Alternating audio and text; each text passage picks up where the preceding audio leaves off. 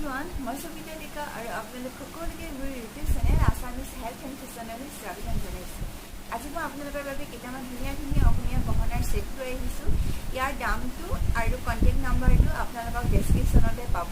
বহুতে দাম সুধিলে মোক মেছেজ কৰি থাকে আৰু মোৰ ইমান সময় নাথাকে যে দামৰ ৰিপ্লাই দি থাকিব।